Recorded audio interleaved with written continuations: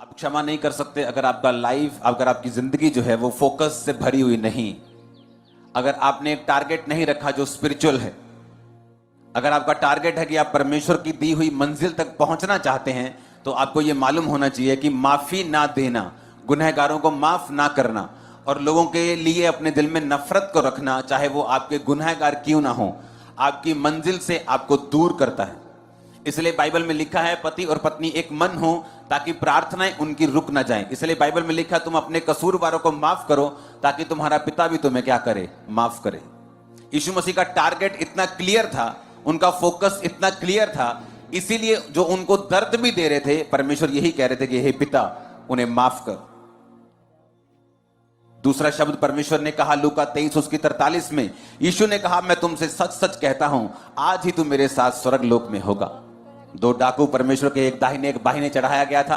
एक डाकू खुदा से कहता था कि अगर ये परमेश्वर का बेटा होता तो अपने आप को बचाता और हमें भी बचाता, और वो ताने मार रहा था परमेश्वर को कि अगर तू परमेश्वर का बेटा है तो तू अपने आप को क्यों नहीं बचा पा रहा। और दूसरा डाकू तौबा करते हुए, पीटते हुए परमेश्वर से कहता है कि हे, और दूसरे को डांटता भी है कि इसने कोई पाप नहीं किया लेकिन हम अपने पापों के कारण सूली पे चढ़े हैं। और उसने कहा कि हे यीशु, जब तू स्वर्ग में जाए तो मुझे याद करना। यीशु मसीह, बाइबल बताती है कि उस समय क्रूस के ऊपर थे, और स्टडी बताती है कि जब किसी व्यक्ति को क्रूस पर चढ़ाते थे तो उसकी जो मृत्यु होती थी वो कोड़ों के कारण नहीं होती थी, क्रूस पर चढ़ने के कारण नहीं होती थी। क्रूस पर चढ़ने के बाद जो उसके फेफड़े होते थे वो सांस लेना मुश्किल होती थी, और प्रेशर से जो दिल था वो फट जाता था। हार्ट जो होता था वो फट जाता था जिसको सूली पर चढ़ाते थे, और हार्ट फटने से बंदे की जो मौत होती थी सूली के ऊपर। और इतनी पेन में होने के बावजूद भी यशाया कहता है कि उसकी सुंदरता जो थी वो आदमियों के जैसे नहीं रह गई थी। इतनी पेन के बावजूद भी परमेश्वर ने अपना टारगेट नहीं भूला कि मैं दुनिया में बचाने के लिए आया हूं, रूहों को परमेश्वर के साथ मिलाने के लिए आया हूं। और परमेश्वर ने उससे कहा आज ही रात तू मेरे साथ स्वर्ग में होगा।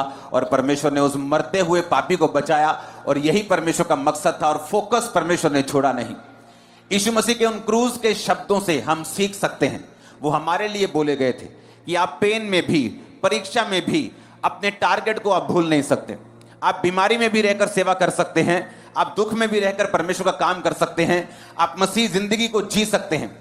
इसलिए प्रभु यीशु मसीह ने यह नहीं कहा अरे चुप कर, तू जानता नहीं मुझे कितनी पेन हो रही, तू जानता नहीं मैं क्रूस पे हूं, मैं तो खुद नहीं बच पा रहा, तुझे क्या बचाऊंगा। लेकिन यीशु मसीह जानते थे कि मैंने अपनी मर्जी से अपने आप को इनके हाथों में दिया, और तीसरे दिन मैं मुर्दों में से जी उठूंगा, मैं इनके लिए मारा जाऊंगा और गाड़ा जाऊंगा। और परमेश्वर ने अपना टारगेट नहीं भूले, और उसको जाते जाते भी, मरते मरते भी परमेश्वर ने कहा आज ही रात